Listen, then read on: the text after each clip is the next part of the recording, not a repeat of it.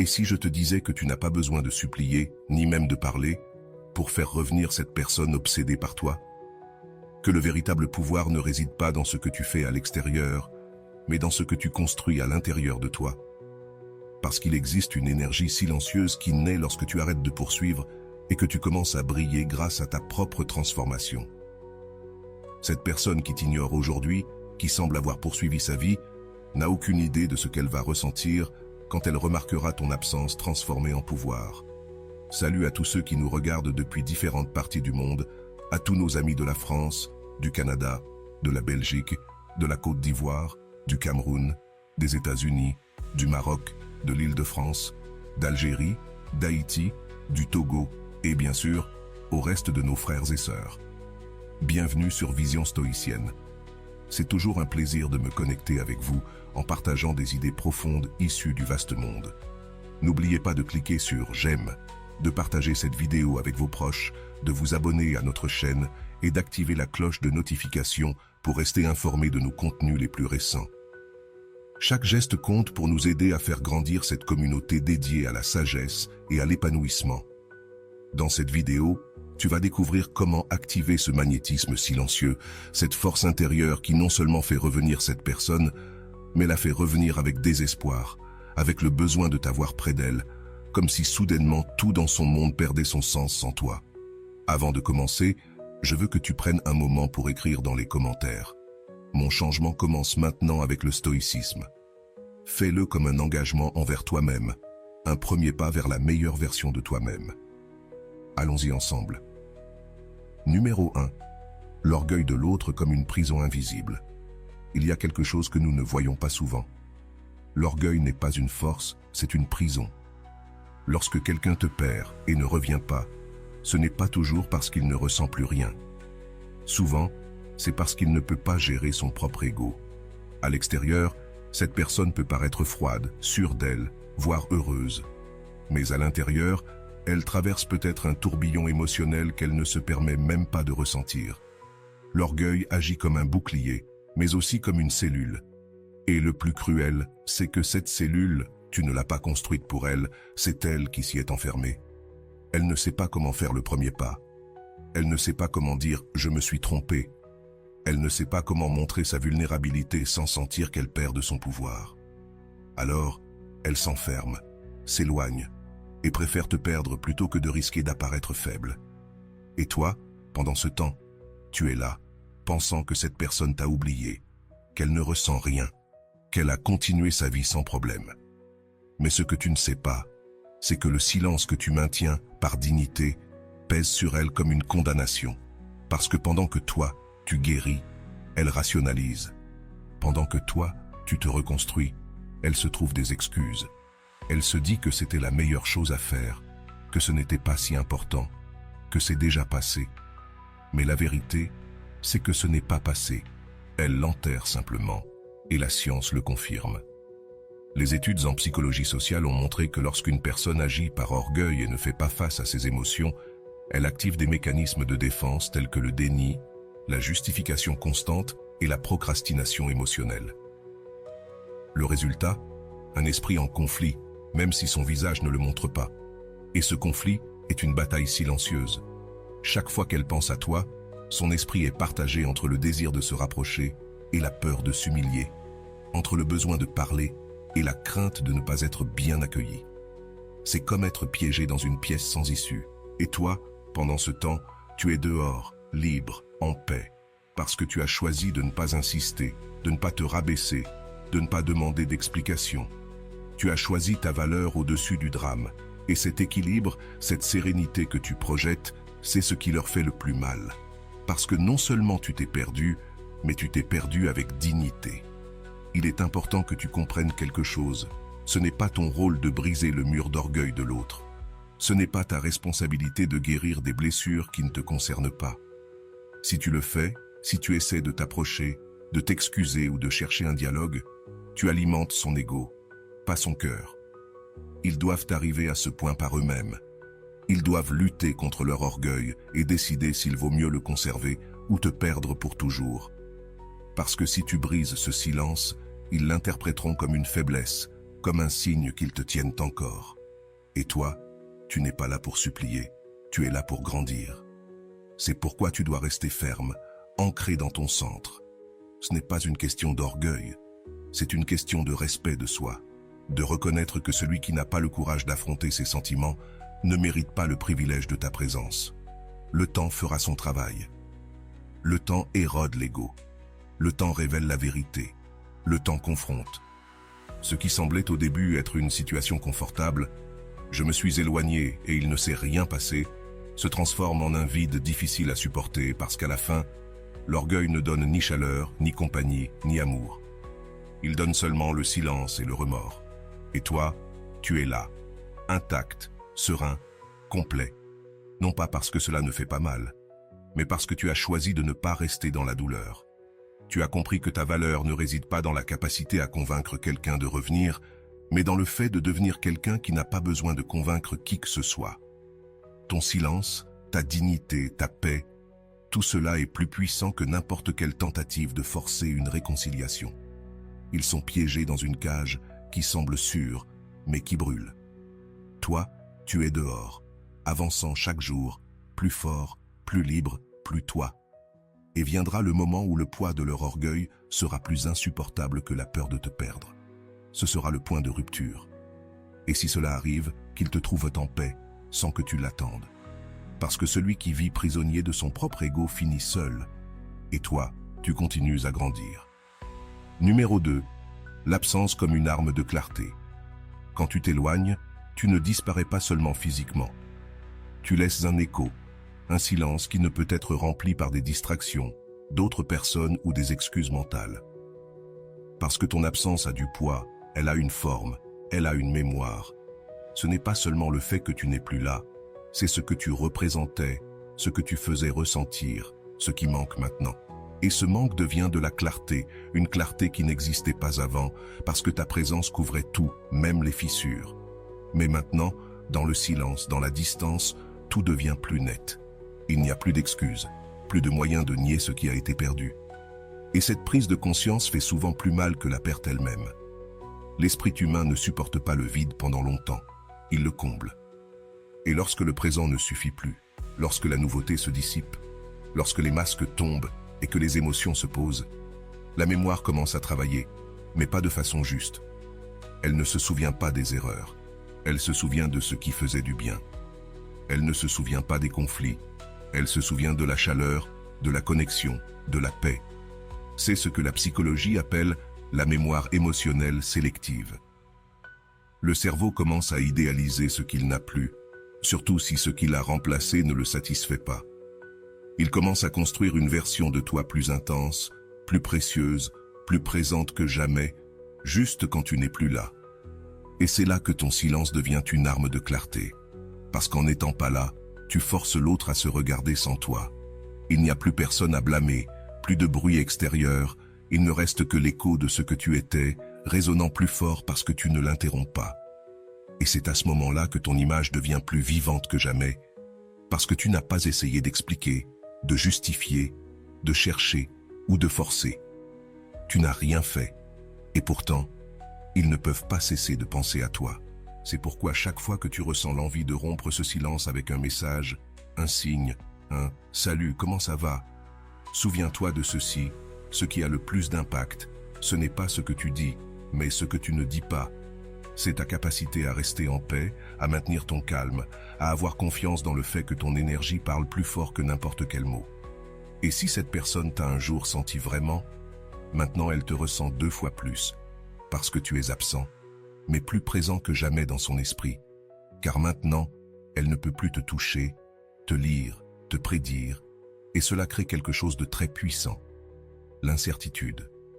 Le genre d'incertitude qui ne se crée que lorsque quelqu'un d'important n'est plus à portée de main.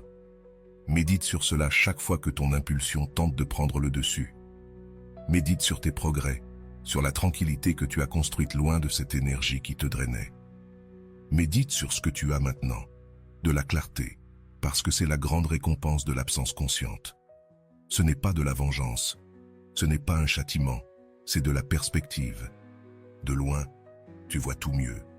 Tu vois comment tu t'étais perdu en essayant de rester dans un endroit qui ne te soutenait plus. Tu vois comment tu donnais plus que tu ne recevais. Et maintenant, enfin, tu vois combien tu vaux sans avoir à mendier de validation. C'est ça, le pouvoir. Et ce pouvoir est maintenant le tien. Pendant ce temps, de l'autre côté, cette personne qui pensait que tu serais toujours là commence à ressentir l'angoisse de ne pas avoir accès à toi, de ne pas savoir si tu reviendras, de ne pas comprendre pourquoi tu n'es plus le même. Ce qui semblait sécurité se transforme en doute. Ce qui semblait oubli se transforme en obsession. Parce que lorsqu'une personne importante s'éloigne en silence, l'esprit ne trouve pas de repos tant qu'il n'a pas trouvé un sens à cela. Mais tu n'es plus là pour l'expliquer, et cela les oblige à faire face à la vérité. Ils t'ont perdu, et pas parce que tu as crié ou fait un drame, mais parce que tu as choisi la paix. Lorsque tu t'éloignes, tu ne disparais pas seulement physiquement. Tu laisses un écho, un silence qui ne se remplit ni de distractions, ni d'autres personnes, ni d'excuses mentales, parce que ton absence a du poids, a une forme, a une mémoire. Ce n'est pas juste le fait que tu n'es plus là, c'est ce que tu représentais, ce que tu faisais ressentir, ce qui manque désormais. Et ce manque se transforme en clarté, une clarté qui n'existait pas avant parce que ta présence recouvrait tout, même les fissures. Mais maintenant, dans le silence, à distance, tout devient plus net. Il n'y a plus d'excuses, plus de façon de nier ce qui a été perdu. Et ce constat, bien souvent, fait plus mal que la perte elle-même. L'esprit humain ne supporte pas le vide très longtemps, il le remplit. Et lorsque le présent ne suffit plus, lorsque la nouveauté s'estompe, lorsque les masques tombent et que les émotions se calment, la mémoire commence à travailler, mais elle ne travaille pas de manière juste. Elle ne se souvient pas des erreurs, elle se souvient de ce qui faisait du bien. Elle ne se souvient pas des conflits, elle se souvient de la chaleur, de la connexion, de la paix. C'est ce que la psychologie appelle la mémoire émotionnelle sélective. Le cerveau commence à idéaliser ce qu'il n'a plus, surtout si ce qui l'a remplacé ne le satisfait pas. Il commence à construire une version de toi plus intense, plus précieuse, plus présente que jamais, juste quand tu n'es plus là. Et c'est là que ton silence devient une arme de clarté, parce qu'en ne répondant pas, tu forces l'autre à se voir lui-même sans toi. Il n'y a plus personne à blâmer, plus de bruit extérieur. Il reste l'écho de ce que tu étais, résonnant plus fort parce que tu ne l'interromps pas. Et c'est à ce moment-là, lorsque ton silence reste intact, que ton image devient plus vive que jamais, parce que tu n'as pas essayé d'expliquer, de justifier, de chercher ou de pousser. Tu n'as rien fait, et pourtant, ils ne peuvent pas cesser de penser à toi. C'est pourquoi chaque fois que tu ressens la tentation de rompre ce silence avec un message, un signe, un salut, comment ça va? Rappelle-toi ceci, ce qui a le plus d'impact, ce n'est pas ce que tu dis, c'est ce que tu ne dis pas. C'est ta capacité à rester en paix, à maintenir ton calme, à avoir confiance que ton énergie parle plus fort que n'importe quel mot. Et si cette personne t'a un jour ressenti vraiment, maintenant elle te ressent 2 fois plus, parce que tu es absent, mais plus présent que jamais dans son esprit. Parce que désormais elle ne peut pas te toucher, te lire, te prédire. Et cela génère quelque chose de très puissant, l'incertitude. Le genre d'incertitude qui ne se crée que lorsque quelqu'un d'important n'est plus à portée. Médite sur cela chaque fois que ton impulsion veut te faire céder. Médite sur tes progrès, sur la tranquillité que tu as construite loin de cette énergie qui te drainait. Médite sur ce que tu as maintenant, la clarté. Parce que c'est la grande récompense de l'absence consciente. Ce n'est pas de la vengeance, ce n'est pas une punition, c'est de la perspective. De loin, tu vois tout mieux. Tu vois comment tu étais en train de te perdre en essayant de rester dans un endroit qui ne te soutenait plus. Tu vois comment tu donnais plus que tu ne recevais, et maintenant, enfin, tu vois combien tu vaux sans avoir besoin de mendier de la validation. C'est ça, le pouvoir. Et ce pouvoir est à toi maintenant. Pendant ce temps, de l'autre côté, cette personne qui pensait que tu serais toujours là commence à ressentir l'angoisse de ne plus avoir accès à toi, de ne pas savoir si tu vas revenir, de ne pas comprendre pourquoi tu n'es plus le même. Ce qui semblait sécurité se transforme en doute. Ce qui semblait oublié se transforme en obsession. Parce que lorsqu'une personne importante part en silence, l'esprit ne se repose pas tant qu'il n'a pas trouvé un sens à cela. mais tu n'es plus là pour l'expliquer, et cela les oblige à faire face à la vérité. Ils t'ont perdu, et pas parce que tu as crié ou fait un drame, mais parce que tu as choisi la paix. Numéro 3. Le silence comme reflet de pouvoir. Il y a un moment où le silence cesse d'être absence et devient une déclaration puissante. Ne pas répondre, ne pas se justifier, ne pas courir après quelqu'un qui n'a pas su t'apprécier. C'est le plus grand acte de dignité que tu puisses t'offrir. Le silence n'est pas un vide, c'est une stratégie. C'est la manière la plus élégante de dire « je ne joue plus au même niveau ». Tandis que tu choisis le chemin du calme, celui qui t'a perdu commence à sentir le bruit de ton absence plus fort que n'importe quelle réclamation. Parce que lorsque quelqu'un disparaît sans scandale, sans adieu dramatique, sans chercher de l'attention, l'impact est bien plus profond. Ton silence devient un miroir dans lequel l'autre doit se regarder, et bien souvent, il n'aime pas ce qu'il voit. Et c'est que le cerveau humain ne supporte pas le manque de clôture. La neuroscience a prouvé que lorsque quelqu'un s'éloigne sans explication, les circuits du cerveau qui traitent l'incertitude passent en alerte. La personne commence à analyser chaque souvenir, chaque message, chaque mot que tu as pu dire, cherchant des indices. Ce qui était sûr avant, ton attention constante, tes réponses immédiates, est désormais devenue une inconnue qui consomme de l'énergie émotionnelle. Pourquoi n'écrit-il plus? Pourquoi ne réapparaît-il pas? Que va-t-il penser? Cet inconnu est comme une graine qui grandit et grandit, arrosée par le doute, la culpabilité et l'orgueil blessé. Sans rien faire, sans rien dire, tu deviens une pensée récurrente, une plaie qui ne se referme pas parce qu'elle n'a pas de réponse. Et là réside la clé, ne pas donner de réponse. Le véritable pouvoir du silence ne réside pas dans la disparition par rancune, mais dans la fermeté de ta décision de ne pas réagir, de ne pas chercher d'explication, ni d'en offrir. Le silence devient magnétique quand il est cohérent, quand ce n'est pas une pause momentanée en attendant une réaction, mais une décision ferme qui émane de l'auto-soin. Parce que cesser de parler ne signifie pas que tu n'as rien à dire, cela signifie que tu as compris que tout ne mérite pas une réponse. Et cette compréhension t'élève. C'est pourquoi, si tu veux pratiquer cette vertu stoïque du silence comme reflet de pouvoir, tu dois commencer par une règle claire. Éliminer tout contact réactif. Ne consulte pas ses réseaux, ne réponds pas à ses messages, même si la curiosité te brûle. Ne demande pas des nouvelles de cette personne. Ne fais pas de sous-entendus, même déguisés. Pratique le détachement comme un entraînement mental. Et chaque fois que l'anxiété voudra te pousser à rompre le silence, respire et répète. Mon silence a du pouvoir, car il en a. Ton absence pèse plus que ta présence quand elle est ferme, quand elle est maintenue avec dignité, quand elle ne se brise pas au premier stimulus. Avec le temps, ce qui semblait être de l'indifférence se transforme en un message clair. Je ne suis plus disponible émotionnellement. Je ne suis plus quelqu'un avec qui l'on peut avoir un accès facile. Et cela, sur le plan émotionnel, est plus attirant que n'importe quelle démonstration désespérée d'amour ou d'affection. Parce que ce qui est rare est précieux, ce qui n'est pas garanti est plus désiré. Et tu deviens cette personne qui a cessé de supplier et qui a commencé à inspirer le respect. Une personne qui n'a pas besoin de parler pour être écoutée, ni de courir après pour être rappelée. Une personne qui est devenue inoubliable, simplement parce qu'elle a su se taire au bon moment. C'est ça, le secret. Il ne s'agit pas de disparaître en attendant que l'autre réagisse, mais de t'éloigner pour te retrouver toi-même.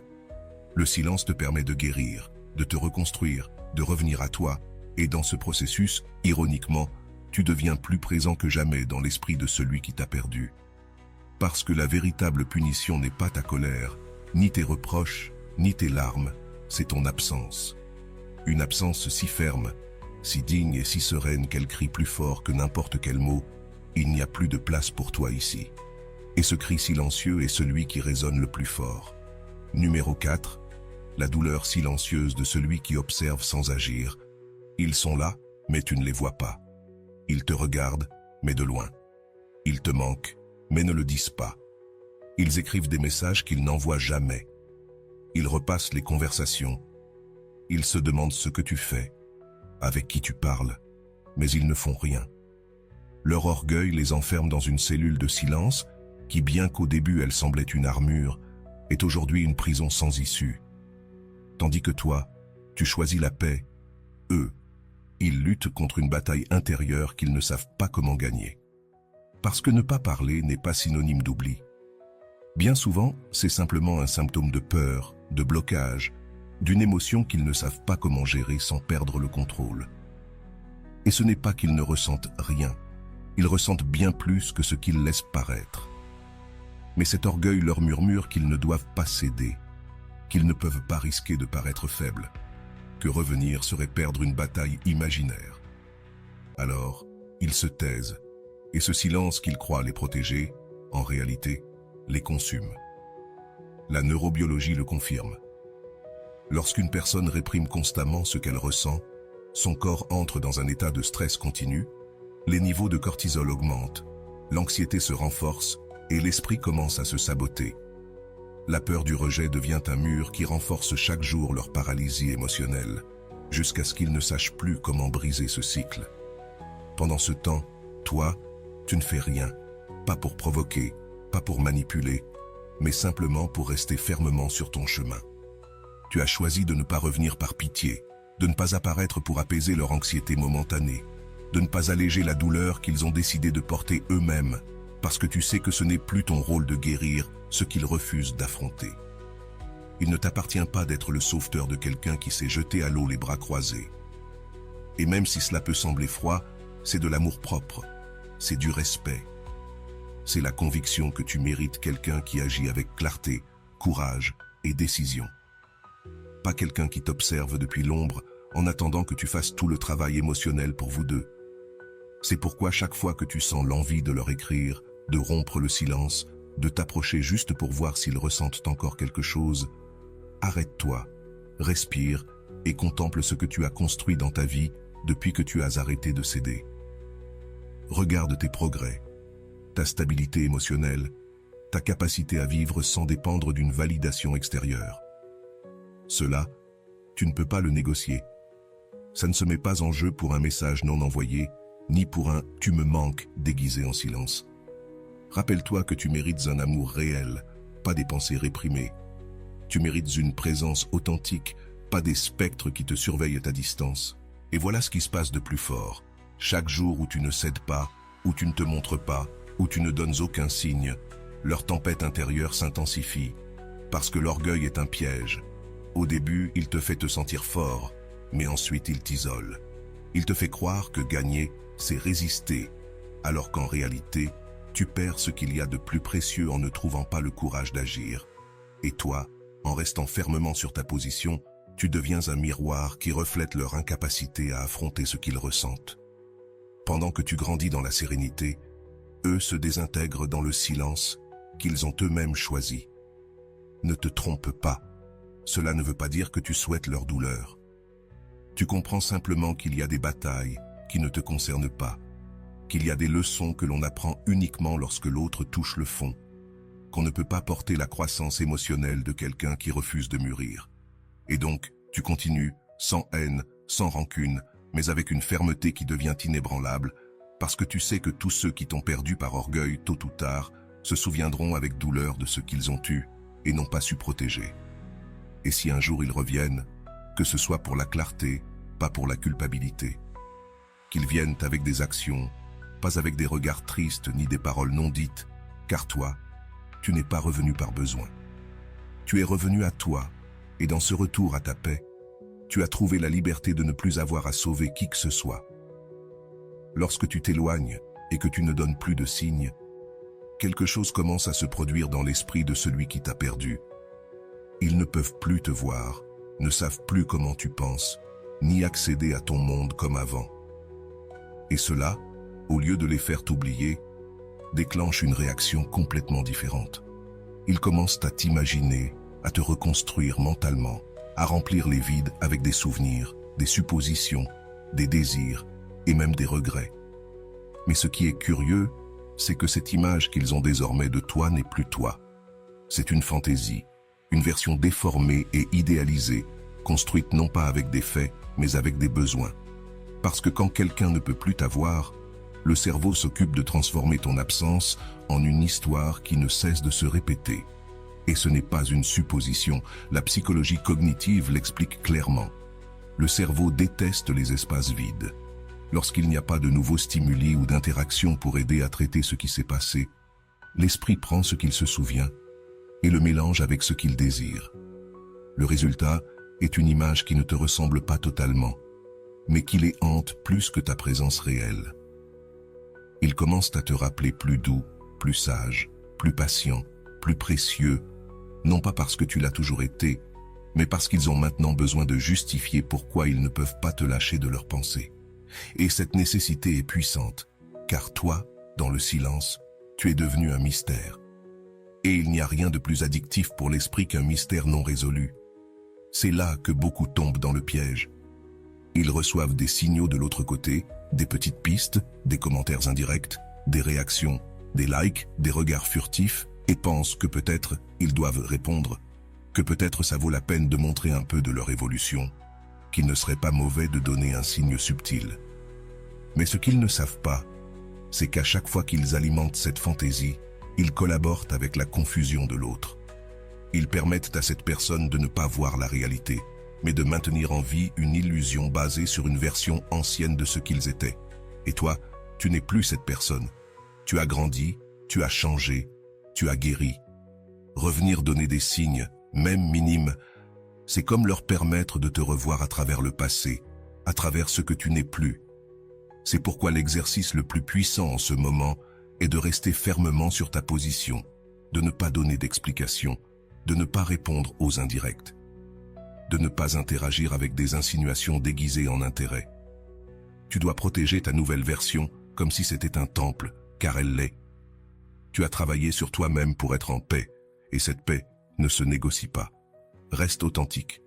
Si un jour on te voit, que ce ne soit pas par stratégie, mais parce que tu n'as plus rien à cacher. S'ils t'observent, qu'ils voient qui tu es aujourd'hui, pas qui tu étais. Et si un jour ils reviennent, que ce soit pour la vérité, pas pour la fantaisie qu'ils ont inventée pendant ton absence. Ce qui commence à se passer quand tu fais cela est révélateur.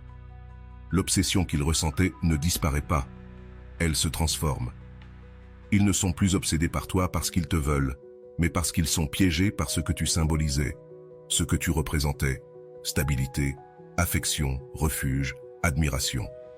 Mais ils ne peuvent pas s'approcher, car l'image qu'ils ont d'eux ne correspond plus à la personne réelle qui est en train de devenir toi. Tu continues à évoluer, à briser les limites du souvenir. Pendant ce temps, eux restent ancrés à une idée qui s'éteint chaque jour où ils ne te trouvent pas, chaque jour où tu ne réponds pas, chaque jour où tu continues ton chemin. Et c'est ça qui fait le plus mal, parce que cela les oblige à accepter une dure vérité. Ils ne te connaissent plus, ils ne te contrôlent plus, ils ne peuvent plus prédire ta réaction ni compter sur ta présence. Et cette incertitude, mélangée à l'image parfaite qu'ils se sont formés de toi, se transforme en une prison émotionnelle, une qu'ils ont eux-mêmes construite et que tu ne partages plus. Pendant ce temps, toi, tu avances simplement, sans ressentiment, sans rancune, avec sérénité et détermination, sans avoir besoin de prouver quoi que ce soit, car ce dont tu as besoin, c'est de continuer à grandir depuis ce que tu es maintenant, pas depuis ce qu'ils se souviennent, parce qu'ils sont restés avec une version de toi congelée dans le temps.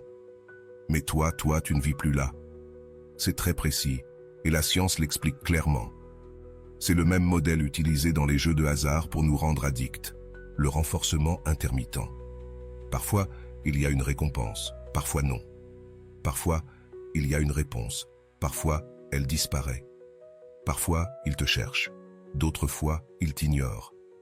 Et au milieu de cette incertitude, le cerveau s'accroche.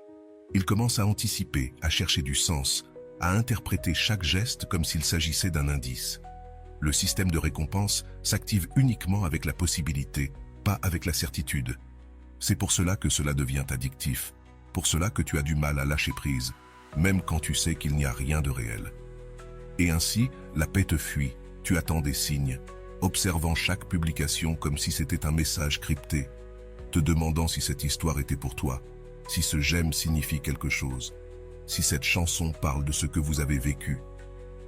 Et sans t'en rendre compte, tu entres dans son jeu, dans ce va-et-vient émotionnel qui ne donne rien de concret mais vole toute ton énergie. Tu es attaché à une illusion, à un espoir sans forme, à une réconciliation qui n'ose pas se manifester clairement. Et ça, ce n'est pas de l'amour, c'est de la manipulation déguisée en nostalgie. C'est pourquoi il est essentiel que tu apprennes à bloquer émotionnellement chaque tentative. Pas physiquement, pas forcément sur les réseaux sociaux, mais de l'intérieur. À chaque fois que tu vois un signe ambigu, ne réagis pas, ne nourris pas cette dynamique, ne réponds pas avec un « moi aussi tu me manques » déguisé en chanson. Ne like pas ce que tu sais être juste une provocation déguisée. Répète comme un mantra « je ne cours pas après des miettes ».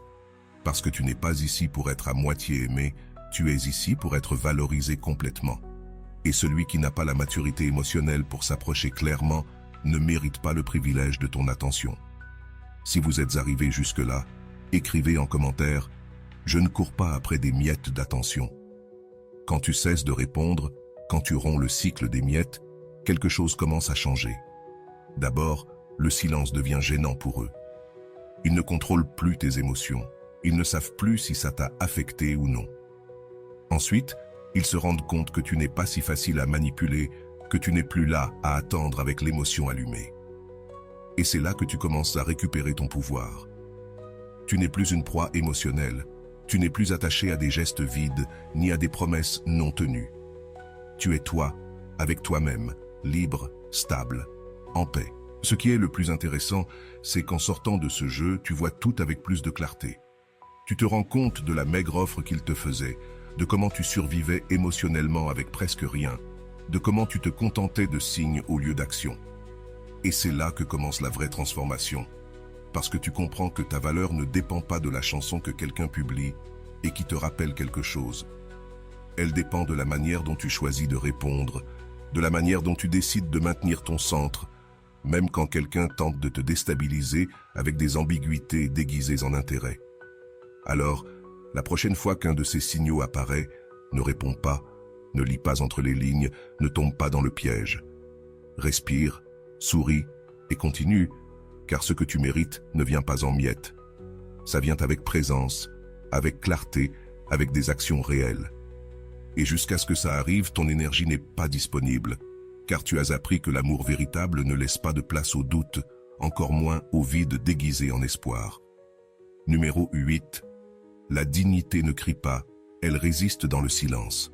Tu n'as pas fait de scandale, tu n'as pas crié, tu n'as pas cherché la vengeance, tu t'es juste éloigné, la tête haute, la voix silencieuse et l'âme intacte.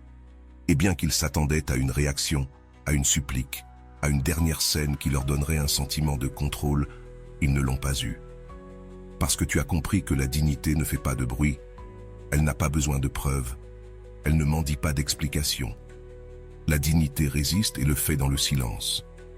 Pendant qu'ils parlaient avec d'autres pour t'oublier, tu as parlé avec toi-même pour te retrouver. Pendant qu'ils remplissaient des vides avec du bruit, tu remplissais ton espace de paix.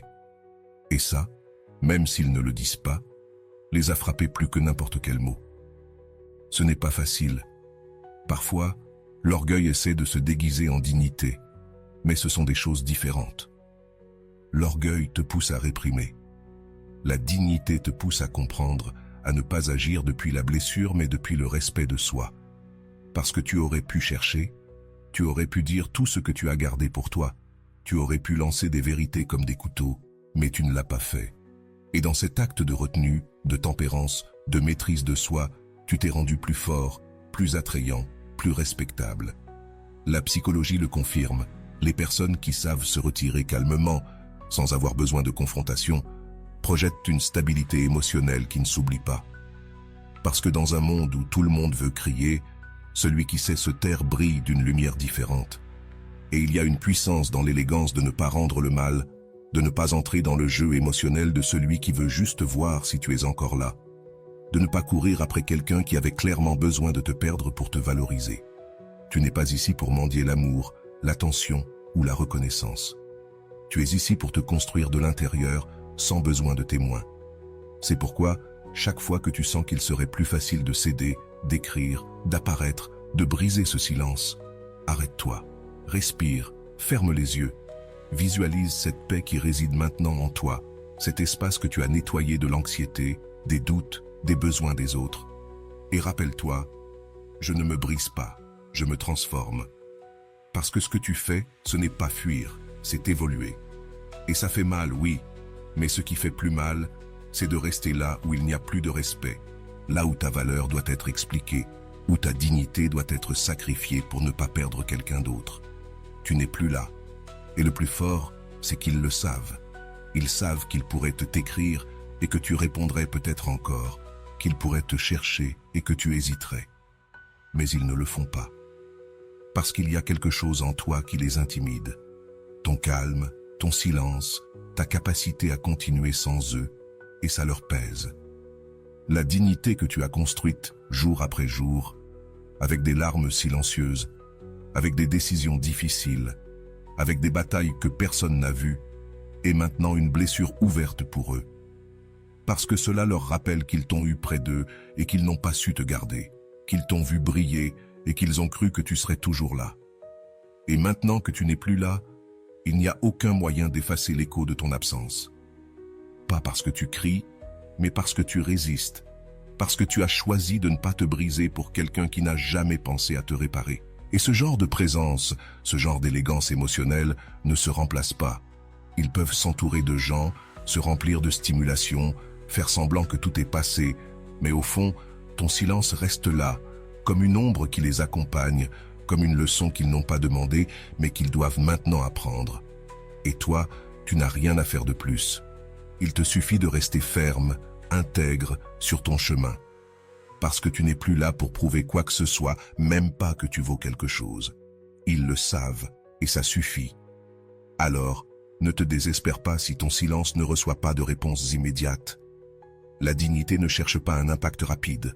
Son effet est lent, profond, durable. Elle reste gravée là où les mots n'atteignent pas.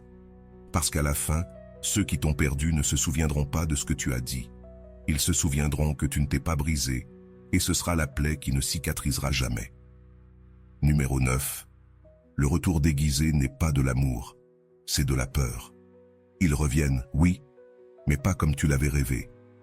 Pas avec des certitudes, pas avec un amour clair, pas avec le courage que tu attendais.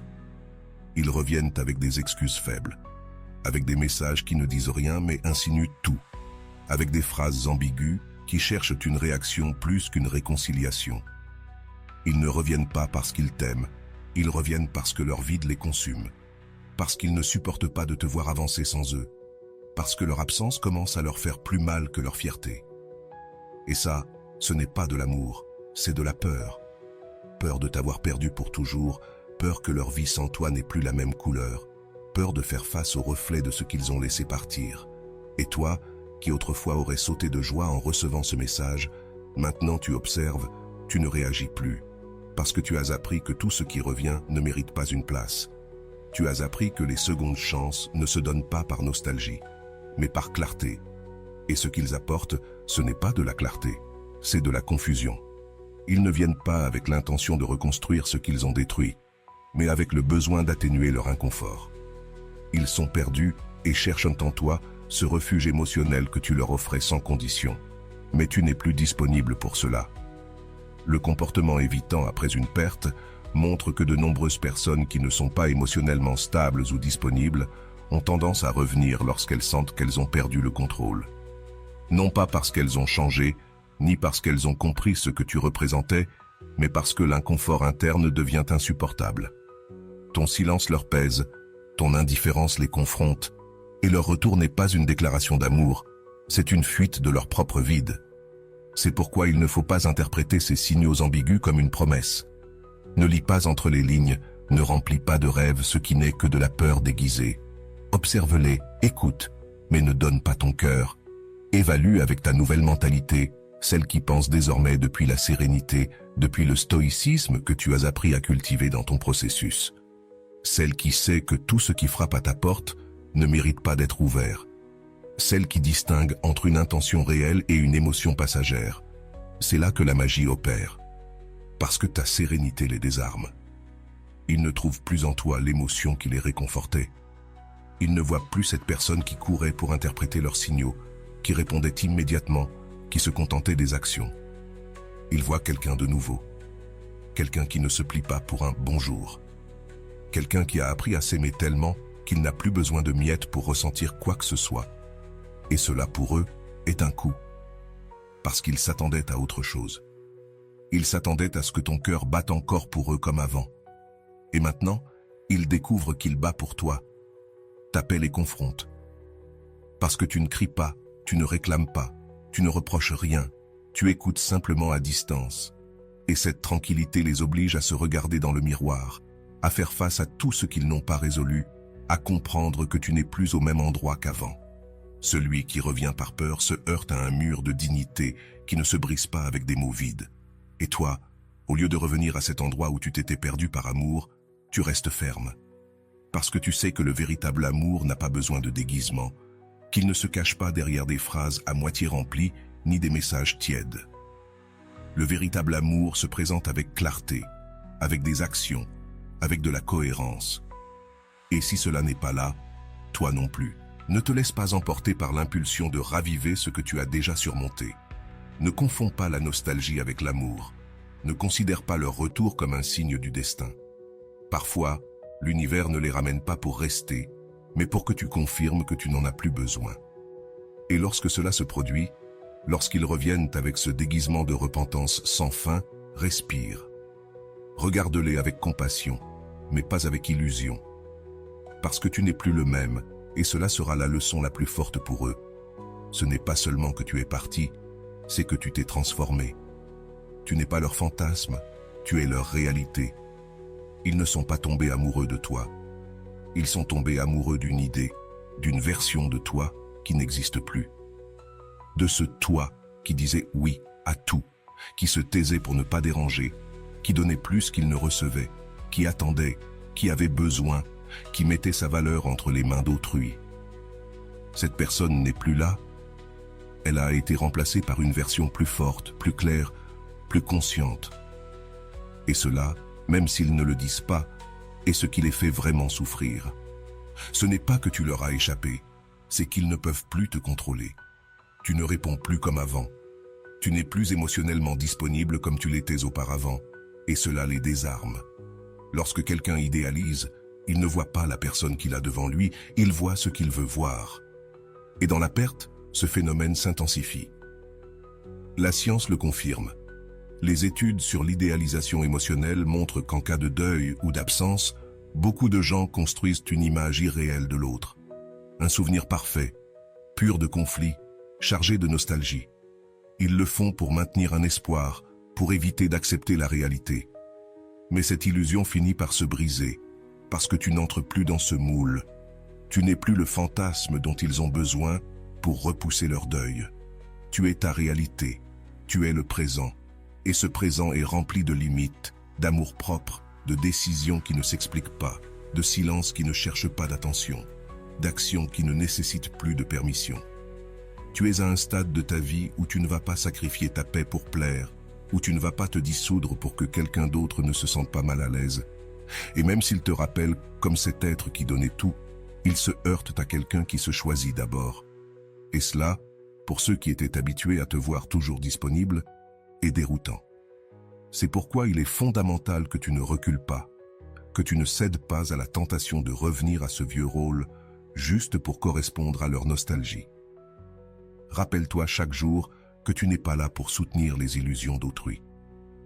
Tu n'es pas le refuge émotionnel de quelqu'un qui t'aimait comme tu étais, mais pas comme tu es maintenant. Écris ta vérité, affirme-la, agis selon cette nouvelle identité que tu as tant peiné à construire. Ne gomme pas tes progrès pour un message chargé de mélancolie.